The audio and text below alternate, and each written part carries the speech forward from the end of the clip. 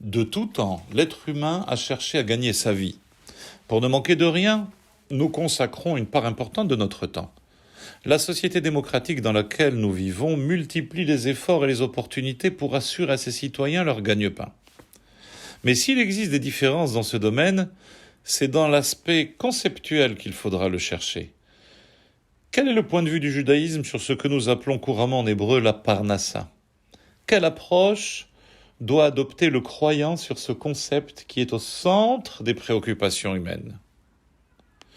Dans notre paracha de Béchalach, la Torah évoque le récit des Juifs qui ont reçu une nourriture céleste pendant 40 ans, la manne, leur permettant de traverser le désert jusqu'à l'entrée en terre de Canaan.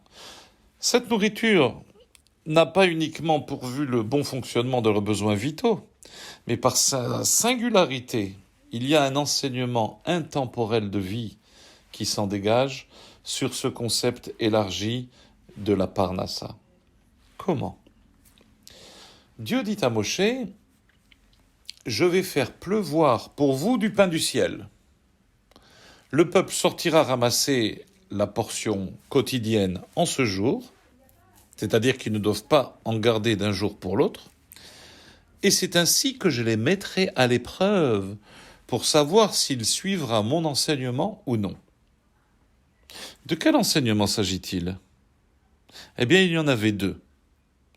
De cette manne, il ne fallait pas laisser des restes, et deuxièmement, ne pas le ramasser le jour du Shabbat. Le verset précise que ces deux enseignements sont une épreuve. Le verset dit « Les man anasenu » afin que je le mette à l'épreuve. Premièrement, l'épreuve de ne pas laisser des restes dans la portion quotidienne de la manne. En effet, nous voyons bien l'épreuve en cela. Pourquoi ? Car la tendance humaine est que pour ne pas se trouver fort dépourvu quand la bise viendra, contrairement à la cigale, nous ferons des réserves pour le lendemain. Mais là, Dieu dit non aux Juifs. Point de réserve. Ne rien laisser de la manne d'un jour pour l'autre. Ne pas recueillir davantage de manne que celle qui tombait dans la journée. L'épreuve serait donc de s'abandonner complètement dans la confiance en Dieu. Dans la parnassa que nous soutiendra demain Dieu comme il a su le faire aujourd'hui.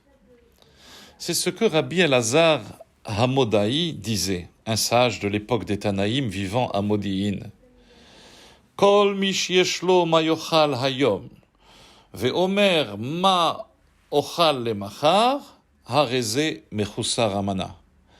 Tout celui qui a de quoi se nourrir aujourd'hui et s'inquiète de demain manque de foi, il manque de émouna. Ainsi, la manne, par la foi parfaite des Hébreux, tombait régulièrement du ciel dans le désert, sans inquiétude et sans rien faire. Sans rien faire ? Pas totalement. Une petite action était requise, malgré tout, nous dit le Talmud dans le traité de Yoma. Quelle action ? Il fallait sortir chercher cette manne. Et pas tous de la même façon.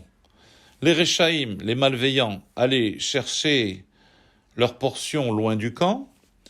Les Bénonim, les moyennes personnes, hors de chez eux mais à proximité. Et les Tzadikim, les justes, la manne tombait au seuil de leur maison.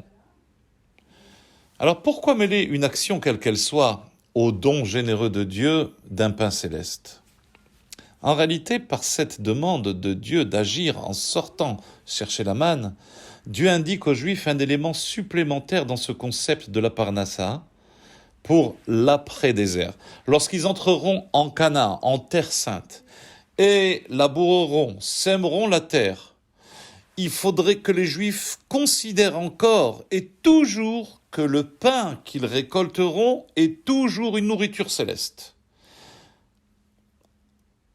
Et le pain que Dieu nous donne n'est pas qualifié comme provenant du ciel que lorsque les circonstances nous y obligent, comme dans un désert, mais même lorsqu'il agit pour obtenir sa parnassa, dans des circonstances où l'homme est enclin à penser que ses propres efforts jouent également un rôle dans l'acquisition de sa subsistance.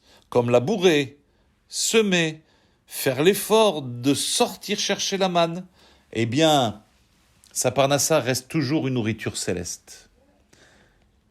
Et que ces actions participatives ne laissent pas de place à une conception erronée de la parnassa. La seconde épreuve à présent, elle est déduite du verset, celle de ne pas ramasser la manne le jour du Shabbat. Quels sont les liens de la manne avec le Shabbat? Il y en a plusieurs. Tout d'abord, c'est la première fois dans la Bible où il est question d'injonction pour le respect du Shabbat. Ne sortez pas le ramasser le jour du Shabbat. L'interdiction de ramasser, de porter dans un domaine public. Deuxièmement, le Rassag, le Rav Saadia Gaon, éminent rabbin qui a vécu au Xe siècle, philosophe, auteur d'ouvrages de halakha, exégète biblique, grammairien, poète liturgique.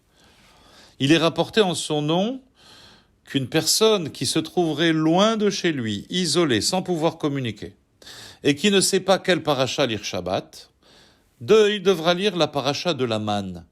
La raison est claire. Cette paracha contient les concepts fondamentaux de la croyance et de la confiance en Dieu, auxquels le juif doit s'abandonner totalement. C'est le fondement de la Torah, c'est le fondement du judaïsme. Emouna et bitachon, croyance et confiance. Troisième point, celui que le Zohar nous rapporte et qui affirme que bien que Shabbat, la manne ne tombait pas, la source de ce bienfait pour les 6 jours à venir fut la bénédiction du Shabbat. Car en effet, comme dit précédemment, le pain du ciel, symbolisé par le Shabbat, est la source du pain de la terre, symbolisé par les 6 jours de la semaine. Et enfin, les 3 repas que nous consommons en l'honneur du Shabbat sont déduits d'un verset traitant de la manne. Comment? Eh bien, le verset dit la chose suivante. Le verset qui parle de la manne. Vayomer Moshe ichlohu hayom, ki Shabbat hayom lachem, hayom lotim tsaouru basade. Moshe dit, mangez le reste de la manne aujourd'hui, car aujourd'hui est Shabbat pour Dieu, aujourd'hui vous n'en trouverez pas dans le champ. 3 fois aujourd'hui, à 3 reprises, Hayom, le mot Hayom est rapporté dans le verset qui indique les 3 repas. Celui de vendredi soir, Shabbat midi et la Seuda Shlishit. Ces repas, à propos desquels les sages affirment dans le traité de Betsa, en page 15b, que celui qui n'a pas les moyens pour subvenir aux dépenses du Shabbat, Dieu lui dit « Emprunte et crois en moi, je rembourserai ». N'est-ce pas là une attitude de confiance totale en Dieu ? À l'identique de celle que le juif doit avoir pour son gagne-pain, considérer que Dieu lui pourvoit, même si j'agis pour cela, même si je travaille, même si j'investis. 6 jours de dur labeur, mon gagne-pain reste toujours une nourriture céleste. Ce Shabbat en particulier, où nous lirons la paracha de la manne, sera un moment privilégié lors de nos repas familiaux shabbatiques, où il serait bien de renouveler notre confiance totale en l'Éternel, exprimer à nos enfants notre profonde croyance et confiance en Hachem, de pourvoir nos lendemains dans la largesse, l'abondance, la profusion, dans une parfaite santé. Shabbat Shalom.